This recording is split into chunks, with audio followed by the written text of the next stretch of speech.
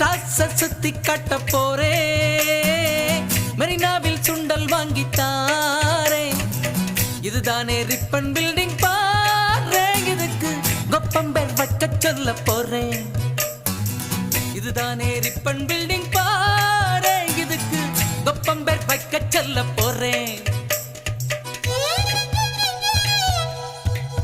இந்த பஸ் எங்க கிளம்பி எங்க போகிறது என்று கமெண்டில் சொல்லவும்.